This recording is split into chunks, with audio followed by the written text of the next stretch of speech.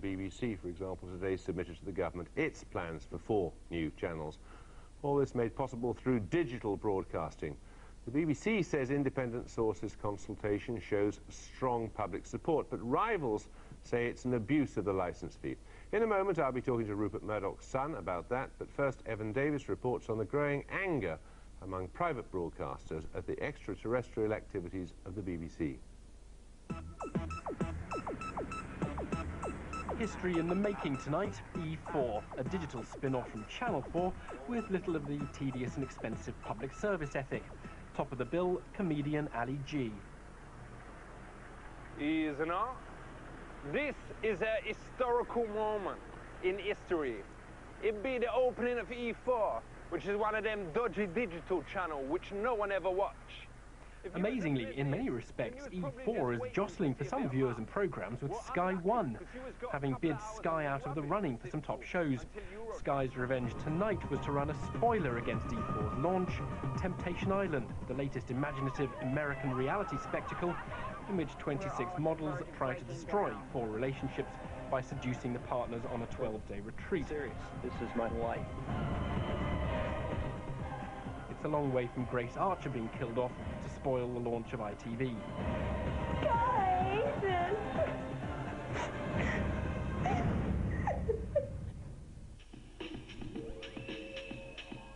But then the launch of a TV station is not quite the big news it used to be. Keeping count of channels is hard enough. Few of us hardly ever venture into the far recesses of the digibox to watch Bid Up TV, the auction channel, for example.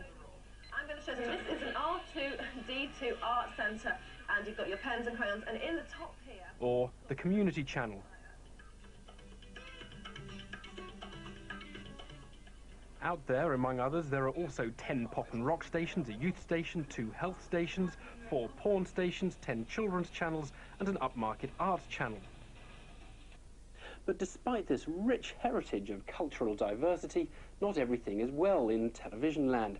And that's because into this very crowded space, the big brothers of terrestrial TV are trying to squeeze, with their big budgets, their big programme libraries, and their ability to advertise themselves. And by far the main concern is the BBC, which plans to substantially upgrade its digital output. BBC 3, BBC 4, 2 children's channels, all financed by the TV licence. I think that what's happening is much closer to what happened in BBC Radio in the 1960s, where, because of changes in radio, it made sense for the BBC, which had had rather general services, to make much more targeted services. So Radio 1, for example, was very different from Radio 3. And in radio, that was a better way of serving audiences. What we're now doing is clustering our programming along a range of different channels. But I have to say, with the expectation that within a few years, the whole concept of a television channel and what it means will change. Well, I'm pleased to say, head of the 7 fantastic new digital channels, of which BBC Backstage is one. And of course, the other 6 are BBC Upmarket, BBC Downmarket, BBC Newmarket, which is the racing channel, BBC Makeover, BBC Takeover, which is the business channel, and of course BBC Good Old Days. The world of narrow niche broadcasting is no joke in the private sector, it is a way of life. At EMAP, for example, they're putting together a portfolio of music stations tied to market niches associated with popular magazines or radio stations. It all costs a fraction of the BBC's new channels. So which needs more room and more staff, a magazine or a TV station? A magazine needs about a dozen full-time staff and freelancers, where our TV channels, each one has got about 3 staff. So this is obviously very different to a big station that produces its own programmes. Would you ever actually produce your own material? In the future, of course we will, because revolutions start in very small ways. And at the moment, our channels are a bit like making a pizza, where the pre-recorded programming other people have made is kind of the pizza base.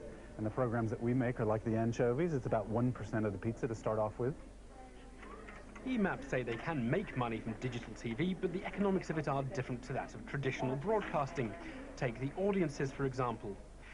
A popular terrestrial programme like Coronation Street can attract 15 million viewers.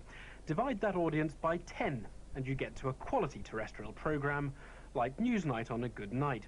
Divide the audience by 10 again, and you're at the popular end of multi-channel TV, an average Sky One audience. Divide by 10 once more, and you have the typical audience for the Paramount channel. Divide by 10 again, and you have the audience of A Streetcar Named Desire on Sky Cinema 2. You could go on down if you could measure it accurately.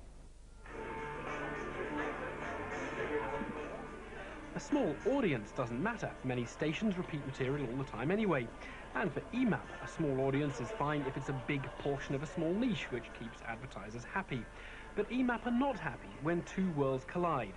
The small budget world of new broadcasters and the big budget world of the old one. We're a little bit nervous about what the BBC's up to when they say, well, we've got this enormous sum of money that we get because it's a kind of a poll tax that we're paid by, and we're going to take that money, and we think that there's some action over there because there's some great digital children's television channels going on. Well, we should get into that too. With a flick of its tail, the BBC can actually come in and do quite a lot of damage to a commercial market. The reason that we've arrived at the portfolio of channels we've arrived at is really by trying to look at audience need and looking at areas where we think we can make a difference. And in the area both of children's programs and, for example, in arts programs, we believe we can make a significant difference. But the specific plan for a posh channel called BBC 4 threatens Artsworld, a commercial rival jointly owned by an unlikely combination including The Guardian and B-Sky B. 5, 4, and most directly threatened is Nickelodeon, a children's TV company also partly owned by Sky. Parents prefer not to have advertisements or indeed subscriptions, and parents like expensive UK production. It makes the BBC a real threat in this piece of Teleland.